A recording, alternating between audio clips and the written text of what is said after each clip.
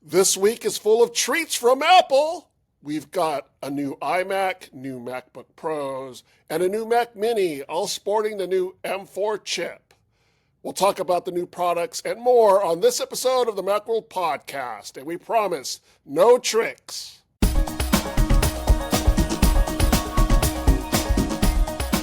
Welcome to the Macworld Podcast. I'm Roman Loyal here with Jason Cross. Good morning. And Michael Simon. Thank you, sir. Oh, wait.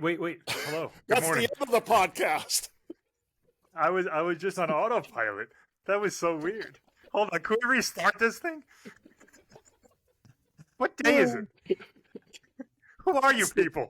That's the other thing. We're recording this a day later than we usually do, so Mike's a little bit thrown off. A little bit. Like, geez, I already did the whole podcast in my head, and we're done. I'm out of here. Apple released new Macs based on the M4 chip this week. So on today's show, we're talking about the new iMac, the new MacBook Pro, the new Mac Mini, and the new M4 chip. But first, let's talk about the new way Apple introduced these Macs. I guess it's kind of new because we didn't get a single overarching event like we did with the Scary Fast event last year. This was the greatest way to introduce stuff as someone who covers this stuff. This was fantastic. To have a time to look forward to an announcement, to take the time to digest it all and like dive into the specs, and it's like fantastic. Do this all the time, Apple. All the time. Plus, it's got to be better for them, right? Because it spreads out the announcement. It gives them 3 days of headlines rather than just 1 day of a lot of headlines. Yeah. I think this is ideal in all ways. It's great. I guess the drawback for me is that I haven't actually watched so they do videos for each of these products. It's like if they had the event, but they segmented them out. They posted them. They have a little intro where they say like, "This is day 2 of the announcement." Yep. But here's for the this most part, person it's to just tell like you more. Yes. Right. They have the little transitions, but they're like little kind of 15-minute portions of an event, just cut up into a small little video. Yeah, and I haven't watched the Mac Mini and the MacBook Pro videos yet, so I'm still trying to catch up on that. But yeah, I like it a little better too. So it makes it easier to plan and for our sake, yeah. But let's talk about the product they released today. We're recording this on Wednesday, and that's the M4 MacBook Pro. It sounds like, in terms of like what happened with the base M4 model, the rumors kind of came true out of all of that. The rumors were based on like models that leaked. Like it was like people were actually using them on YouTube and saying like, "This is the new M4 MacBook Pro." Right. And it's clear. It seems as though that was actually a leak, and somehow they got their hands on one because all the specs they talked about were spot on. Yep. 10-core CPU, 10-core GPU, 16 gigs of RAM, black. Starts with 512 storage. Yep. 3 Thunderbolt 4 ports now instead of just 2. So it is a true pro machine. We've been kind of harping on. They really literally checked every single box, every single criticism box. It's no longer a criticism. They have double the RAM, so you can quibble and say that a Pro should have 24 gigs of RAM, but whatever. 16 is okay. 8 was not. Well, and if you get the M4 Pro chip, it does start at 24. Yes. It used to start at 18, so that's better 18, too. Exactly. Yeah. And everything's the same price. You have the better camera, which we've been yelling about for, I don't know, Roman, 15 years. Have you been writing about the MacBook Pro FaceTime I think camera? I That's gave not good up enough? writing it's about still 12 megapixels. It's been a long time. It's now that it was always wider center stage camera that you have like on the studio display and stuff, right? Yeah. So it's a better camera. It does the pan and scan stuff, and it's basically like the iPhone camera or the iPad camera. It has desk view. Right. That's also cool. Yeah. So the MacBook Pro also got, so there's an interesting change in terms of the ports. So the base M4 model has Thunderbolt 4 ports, but if you upgrade to the M3 Pro and the M3 Max, you get M4. Thunderbolt 5. Right. So, which is like, that's the kind of upgrade you expect going to a $3,000 machine. Like, you get a slightly better, well, it's more than slightly better. Jason can explain it much better than I can, but like, that's the kind of pro upgrade I would expect if I'm going to spend, a couple $1,000s on a machine. I get this is a little extra benefit for someone buying an M3 Pro or M4 Pro or an M4 Max. So I have a question about. Oh, go ahead, Jason. What were you going to say? No, go, Roman. Okay. I have a question about. Yeah, I had a question about the Thunderbolt 4 and Thunderbolt, mostly about Thunderbolt 5. So, to take advantage of Thunderbolt 5, the data rate, do you need to have a Thunderbolt 5 drive? Or does it? You do. You need Thunderbolt 5, just like Thunderbolt 4. You need Thunderbolt 5 support on both ends, on each end of the chain, and a cable. Apple sells a 1 meter cable for $69. The Thunderbolt 5 performance is not going to be on long cables. You can get like a 3 meter Thunderbolt 4 cable. You're not going to get that super high speed at 3 meters. That's just not even. What is the difference between 4 and 5? Just for people who don't know. It's basically double. So there's three main things. One is higher data rate. Thunderbolt 4 goes up to 40 gigabits per second. Thunderbolt 5 goes up to 80 gigabits per second. And there's a boost mode to go up to 120. 2 is displays. It's based on DisplayPort 2.1 and stuff. So Thunderbolt 4 maxed out at 2 4K displays at 60 hertz. Thunderbolt 5 goes 3 4K displays at 144 hertz. Right. And then the third is power. The Thunderbolt 4 required 100 watts of power delivery and could support up to 140. Thunderbolt 5 requires 120. Thunderbolt 5 requires 120 and can support up to 240. Those are your main. It's Thunderbolt 4, but more but more. And obviously, for relatively high end setups, like we're talking about. I mean, we're talking about multiple high-res displays transferring really, really fast data. I don't think the power delivery is going to matter to, I don't think a MacBook can take power in any faster than that. That's just not that's not going to be the significant thing for most people. That's going to be more about, in the future, having displays that are Thunderbolt 5 displays where the display has one plug into the wall, and then you can hook up your laptops and stuff like that and charge them quickly. That's more quickly even. So that's just what that's about. You might not know the answer to this, but are Thunderbolt 5 accessories significantly more expensive than Thunderbolt 4 or not? It's hard to tell with the cable, Apple's cable, because they don't sell a 1 meter Thunderbolt 4 cable. It's like 1.8 meters or 3 meters, and they cost more. They're like $129 or something like that.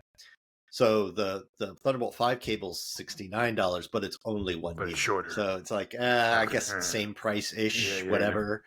Yeah. Okay. There's just not a lot of Thunderbolt 5 stuff out there. It just came out. Intel finalized the spec about a year ago, last September, and then the first PCs with Thunderbolt 5 just sort of hit the market this summer. The first kind of couple of laptops and stuff. So even in the whole wide world of Windows computers and everything else, it's just dropped. So I have, it'd be really specialized stuff to like a Thunderbolt 5 specific drive or whatever. Okay. But then there's, monitors are monitors, and it's really all about hooking up a bunch of monitors if that's what you're into. Yeah.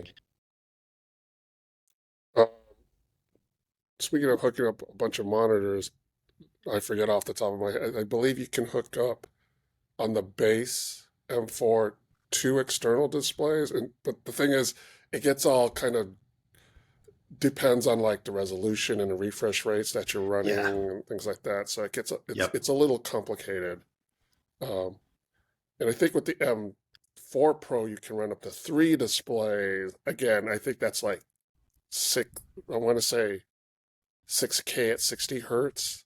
That may not be correct because there's always these situationals, like you can have 2 displays, and one could be 8K and one could be 6K and things like that. Right. So, Plus there's HDMI and Thunderbolt, like they're different for that as well. Yeah. What's because Thunderbolt's based on DisplayPort and stuff. So I can read you what's on the display support page. The M4 and M4 Pro, up to 2 external displays with 6K resolution at 60 hertz over Thunderbolt, or 1 external display with up to 6K resolution at 60 hertz, and 1 external display with up to 4K at 144 hertz. So if you want higher refresh, one of them has to be lower. Yeah. And HDMI lets you do 8K at 60 hertz or 4K at 240 hertz. The Max models can do 4 external displays, up to 3 with 6K at 60, or 1 4K at 144, and so 3 at 60, 3 6Ks at 60, and 1 4K at 144, or 3 with 6K at 60 and 1 at 8K, or 1 at 4K at 240 hertz. So if you increase the hertz from 144 to 240, you have to go down to 3 external displays. Yeah, which that's a lot anyway. Yeah, and we're talking about one person wants that. I want to know who's running that 240 hertz display. I want to know what that person does. I suppose gamers, but if you're a gamer at that level, you're probably not using that. Yeah, that's true. That's not an unusual or even expensive, especially at 1080p or whatever. There's a lot of 240 hertz displays out there. It's just, but you're not going to be running multiple of them from your MacBook Pro very often. Right. Yeah. So that was the MacBook Pro has the M4 Max is a new only on the MacBook Pro thing. That the Mac Mini only has the M4 and M4 Pro. Because it has no internal display of its own, it supports up to 2 displays, again, like the M4 Pro version. 2 displays if it's one is 8K and one is 6K at 60 hertz or whatever, or 2 4K 240 hertz displays. Or it can do 3 up to 6K 60 hertz, right? So it's under Thunderbolt or HDMI or something. Just basically lap 1 display off because it doesn't have an internal display. Yeah. And like Jason said, one's HDMI because it does have that HDMI. Right. So, Jason, actually, that was a great segue to the Mac. Do my best, man. I love the segues. The Mac Mini was released announced yesterday. All these new Macs aren't going to be shipping until November 8th. But you can pre-order them now. So the new Mac Mini came out, and it is smaller than the previous Mac Mini. It's not the rumored size of the Apple TV, but it's smaller. Didn't they always say it's kind of close? Yeah. They always said it was going to be bigger than an Apple TV. It's just more I actually think it's more like a Mac Studio. It's like a smaller, squatter Mac. It looks like Mac Studio, just got shrunk a little bit. But it's 5 inches by 5 inches and like twice as thick. And I swear everybody is making the biggest deal about the power button. The power button's on the underside, like under the lip, because it's raised off a fan intake and output, just like the Mac Studio is. A little round fan thing, and in the corners are like raised off your desk, and that's where the power button is. And everybody's like, "Oh, what are you going to do to hit your power button?" How often do you turn off your Mac? Your you don't really desktop have to Mac, twice a year. And do you actually? Do people know you can't shut down your Mac through Mac OS? Well, you got to turn it on. Yeah, that's the thing. You've got to get your. Oh, that's true. Then you have to turn it on. You have to reach under. You do have to. But you're not doing that every day. You're just going to sleep mode or whatever. every day. It also seems, I mean, we'll test this at some point soon, but it looks like you can stick your finger under there because it's raised a little bit because of the fan. Yeah. It looks like you don't have to, like there were pictures on social media of people like, look, I got to do my thing like this. Like, no, you don't. Like, just put your finger under it. Well, look, all right, so I've got a Mac Studio, which does the same thing. It's got the little fan. And unless it's raised up more, and I have skinny fingers, it's not really going to be it's pretty tight so you squeeze. tilt it a tiny bit and go. Yeah, you have to tilt it a little bit, but I put my monitor on my Mac Studio, so. Well, now you can't. It's too small. It's right. Can you balance the monitor on the new Mini? Yeah, I think it'd fit. We'll have to see. Yeah? I'll have to try it. But it's just not that big a deal, you guys. It's really not. I honestly can't remember the last time I had to hard reset a Mac. I don't remember. Well, I mean, I do restart it regularly. Mac, but I don't know when or even my MacBook. Like, I don't know when I had to hold the power button to start it, and rather than just restart. You don't need to shut them down every night. I think the issue is that the Mac Mini is often used in these special projects and kiosk or there was a time when before CarPlay when people would install Mac Minis in their cars. And so you have to fit it in a certain way, and it may you may not be able to pull it out of whatever placement you're putting it in for your special project, whatever that is. So that but how many people are doing that? The people who are complaining on social media, those are the ones who are doing that. The power button on a Mac Studio or something is in the back corner on the flat back edge. So it's I don't know. You got to put it in a weird way to hard reset that. I don't know. This does not seem like a big deal. Everybody who's made these server racks to hold a whole bunch of Mac Minis are going to be mad because it's a different shape now. It's smaller and fatter. So build new server racks for these new Mac Minis. But actually, in terms of value, Mac Mini is looking pretty good. Still $599 for the base M4, but it's a full M4. It's a full 10-core CPU, 10-core GPU M4, 16 gigs of RAM, right? 256 gigs of storage isn't great. You'd want to upgrade that, but $600, it's decent value. And then even the lowest M4 Pro version, $1,400 for that. That's 12-core CPU. 16-core GPU, way more memory band, more than double the memory bandwidth and everything. 24 gigs of RAM to start, and 512 gigs already, and that's $1,400. Both of those are pretty good deals. They as typical with Apple, they start to not get to be a good deal when you start to have to pay for more RAM or more storage because their upgrade prices for that are really bad. That still is. It's still high. Still crazy. Still absolute insanity.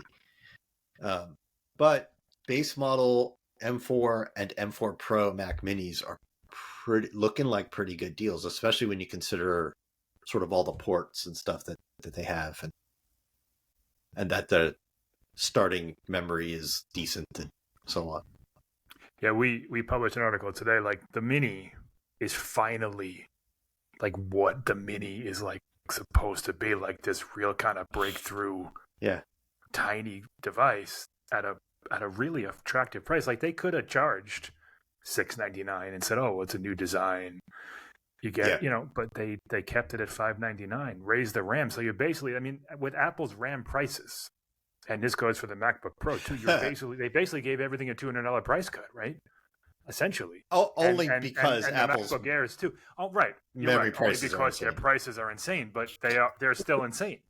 But you brought up a really good point. They stealth upgraded all the existing MacBook Airs, even the M2 and M3 MacBook Airs now start at 16 gigs, just like everything else, with the same price. And the M2 so you're model real too, mad if you bought a MacBook Air last week. Apple has that 14-day return policy, so if you did buy one recently, take advantage of it. But and it goes for the M2 model too. So they didn't have to do that. I mean, Apple's not running a charity; they're running a business. They could have said, "Well, if you want 16 gigs of RAM, you got to get the M3," but they didn't. So it's rare, and possibly unprecedented, that Apple just hands out upgrades to their older products like that. Yeah. It's usually when a new product launch, right? They'd wait for a new product launch or something. Right. So it was right. Yeah. And that just kind of gets it to where, I mean, look, at the price of the cheapest M2 MacBook Air, which is at this point a several years old processor, still being $999. So that having 16 gigs of RAM is not out of whack with the rest of the industry. Like 8 gigs was like even for Apple's cheapest laptop, it's $1,000. It has an old processor and 8 gigs of RAM. Yeah. So they finally they bought themselves some time before we start complaining that everything has only 16 gigs of RAM. Right. Yeah. Yeah, and with Apple Intelligence, like it kind of, like Jason said, buy some time, a couple of years, and everything's going to start now. 16 gigs going to be like the absolute base, and we're going to need 24, 32, 64, more and more and more and more. But like we expected the M3, we expected the M4. Upgrading the MacBook Airs now and not next year is, impressive. Yeah, good. Just giving people more RAM. Yeah, a decent amount of RAM. Yeah. Especially considering that the MacBook Air is rumored to be updated in the spring. So probably 6 months. They could have just left it alone. Sure, people are still going to buy them, and still, people would still buy it. Yeah. So, Apple Thursday is their financial results. Not that these Macs will be included in that, but Apple's financials. I don't know. I don't mean to drift into financial talk, but people have always been kind of saying that Mac sales are down, and Apple's looking for a way to boost Mac sales, and so. Yeah, I think that the holiday quarter will include a nice, healthy Mac section. When it comes down to it. And really you can look at all of their products. Like they cut the price of the iPad from $450 to $350. They even the iPhone, like we expected maybe the iPhone was going to get a higher price. It didn't. Like Apple has been pretty aggressive this year with its entry level products. And the iPhone SE is the only one that stands out now as being a terrible value, but it's going to get better in a couple of months. We hope so, yeah. And then that brings us to the first one they announced, which was the iMac, which is a relatively small upgrade over the existing M3 iMac. The colors are a little bolder. It's got an M4, and you can get Nano-texture. Is there anything else changed about it? Is that it? The same as the other one to get the 16 gigs of RAM now with the base model, but otherwise it's the same. There is one change with the two higher end models. So the base model still has the 2 Thunderbolt ports. Yeah. But the other 2 used to come with 2 Thunderbolt ports and 2 USB-C ports. So 4 ports total. Okay. Now they're all Thunderbolt. I see. Yeah. So it's kind of a minor thing, but I bet Apple got a lot of complaints about people getting mixed up about which port is which on those 4-port iMacs. Yeah. It's worth noting that the M4, the entry-level iMac's M4 is a cutback M4. It's an 8-core CPU, 8-core GPU. Mm-hmm. It's not true on the iMac, for example. I mean, the Mac Mini, for example, get the or the MacBook Pro, you get the full 10 cores of each. So you have to get the next step up, which is $1,500, an extra $200 to get the full 10 cores of and each. That also gives you the keyboard with Touch ID. It gives you the power adapter with Ethernet. Like you get a couple extra things for that extra money as well. You get Ethernet and stuff, And another small change is any color is available now in any configuration. It used to be some colors were for higher end. Now you can get whatever color you want in whatever model you want. Are they? I kind of think, aren't they bolder? Aren't they a little? Maybe the back was very vibrant for the M3 one and the M1. Okay. Now they're not Maybe quite as vibrant, but in the front they're a little bit more vibrant. I don't know. Okay.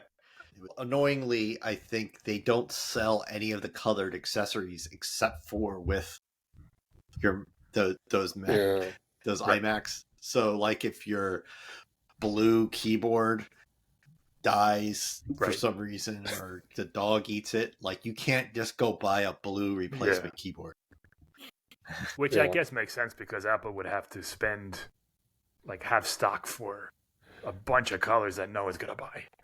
Like, it makes sense that they don't sell them separately. I wonder if you call Apple and say, "Hey, as Jason said, my dog ate my keyboard," if they'll sell you one. If you are an iMac owner, I wonder. Try that, Jason.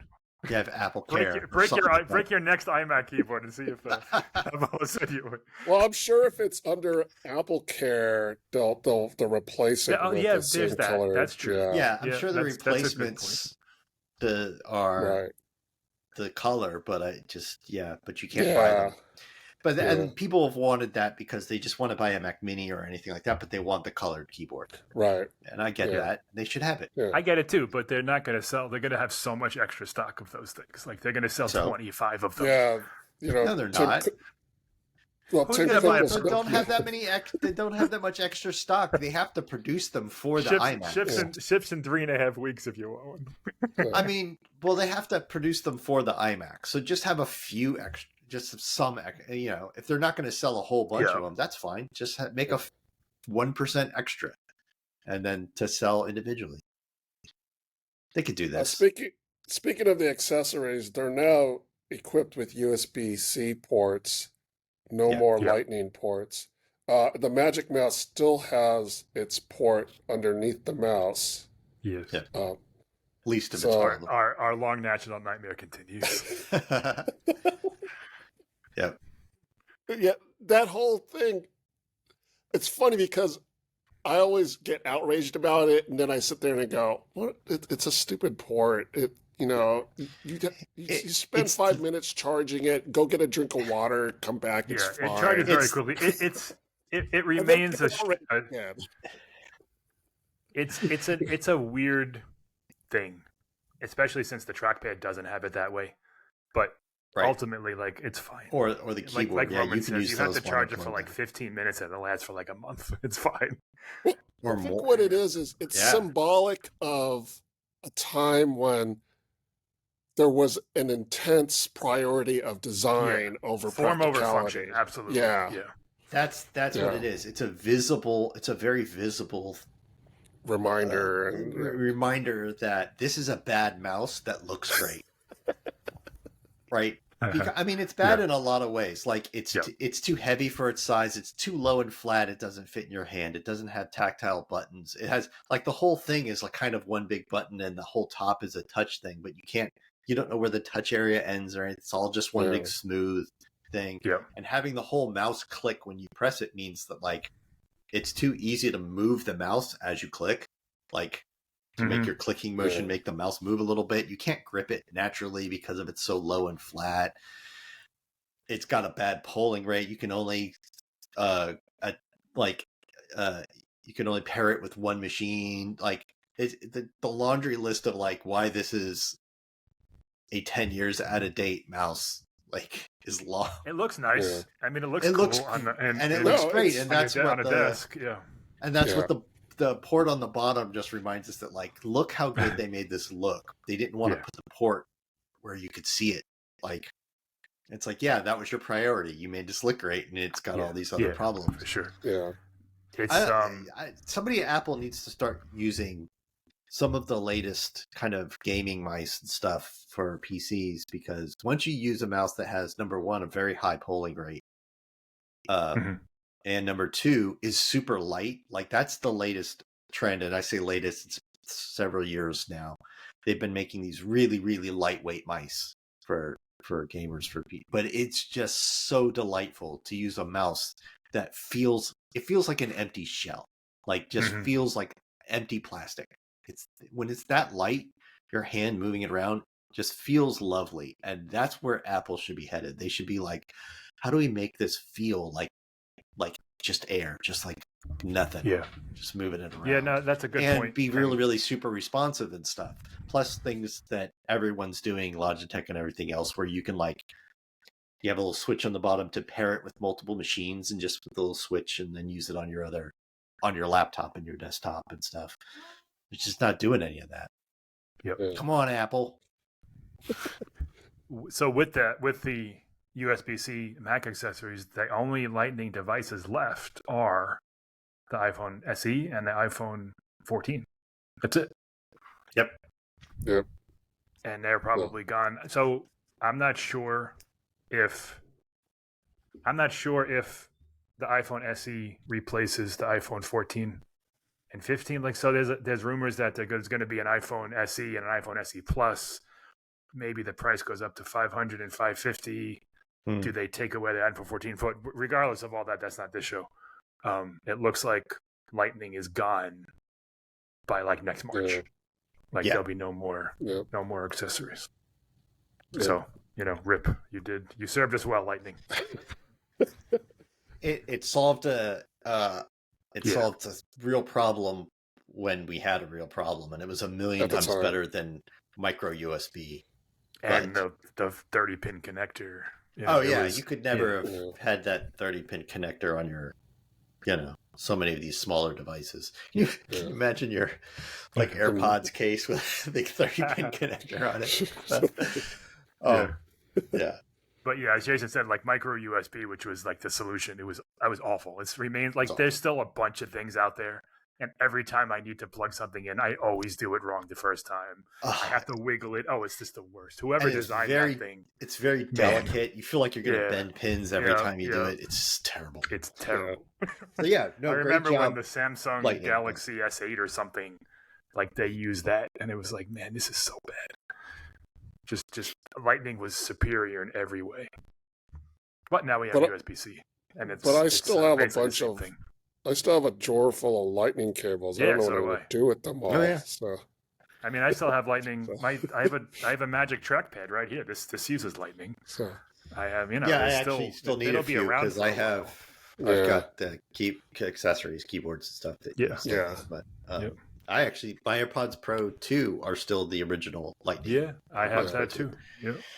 But I've still gotten rid of last recycling day. I got rid of 90% of my Lightning cables. I have a whole drawer full of cables, and I pick them up, and it's like this big thing. I have to like go through it. That's what I did last time. I actually dumped it out on the living room floor. I sorted them, and you take zip top bags, and so you put several of a single kind. Like this is USB-C on both sides. You put like several cables in one bag and go, okay, those are USB-C on both sides, and to sort them out, and then I throw out 90% of my old cables.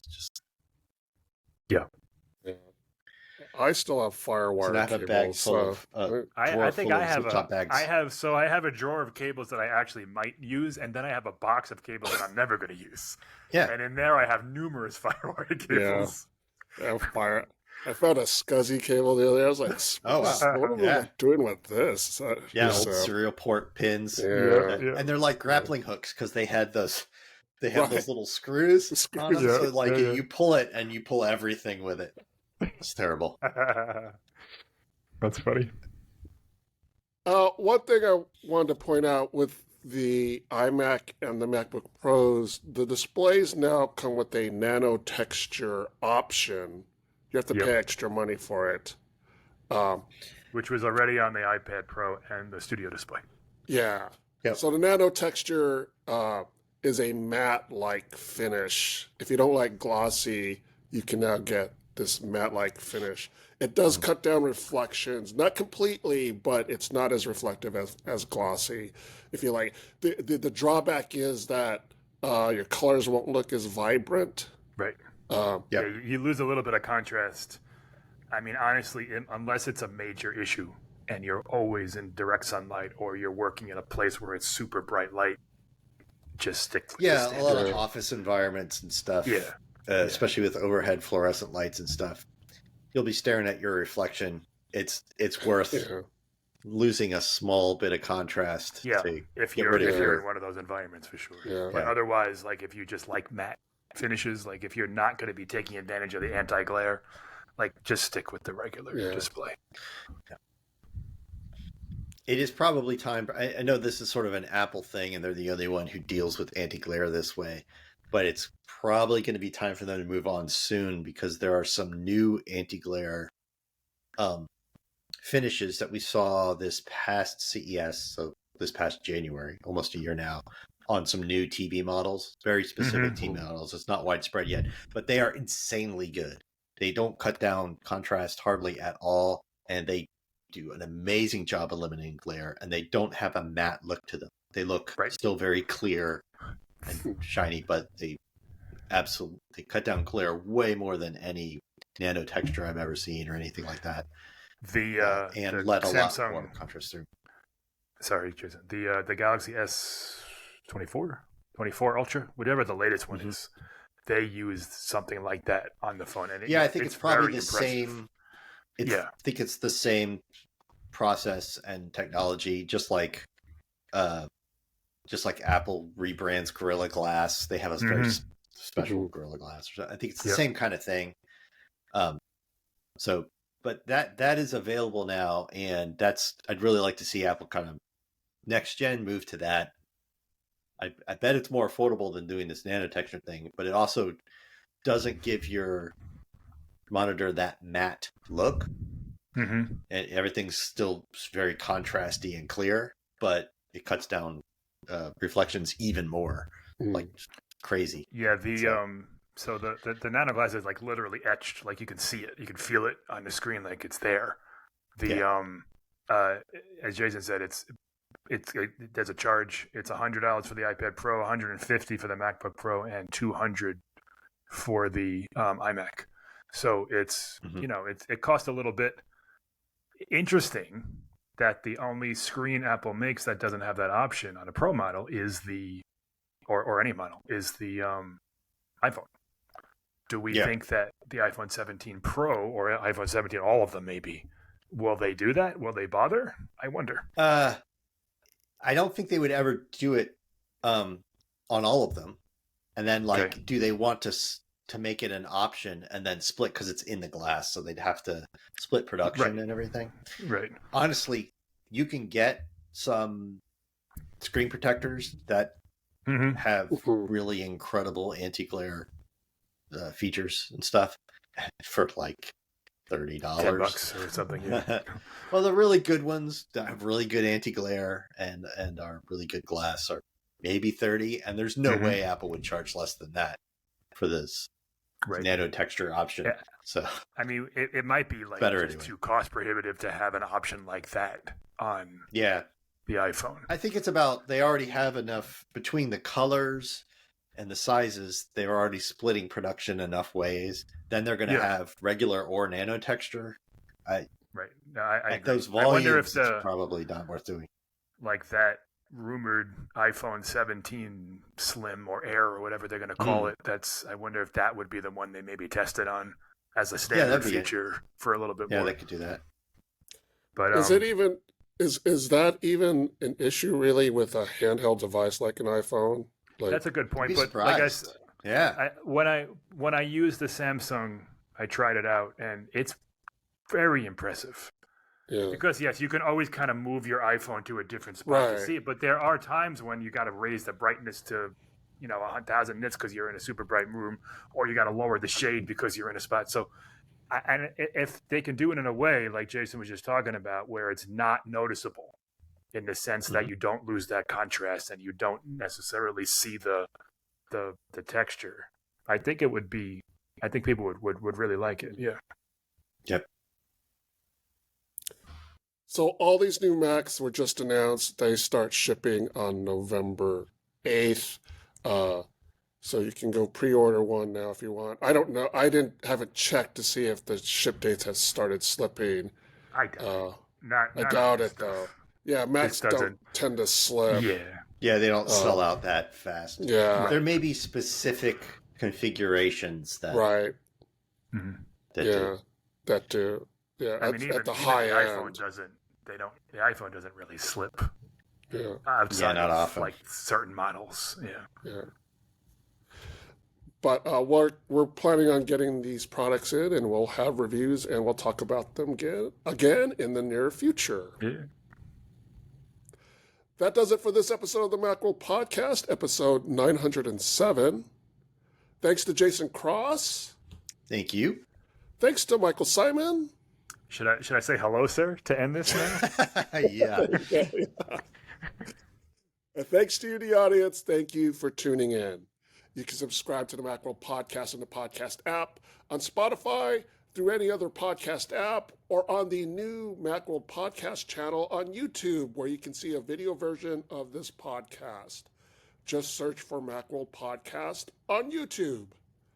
Do you have any comments or questions? Send us an email at podcast@macworld.com, or contact us through X, that's at Macworld, or on Threads, that's at Macworld_HQ, or on the Macworld Facebook page. Join us in the next episode of the Macworld Podcast as we talk about the latest in the world of Apple. See you next time.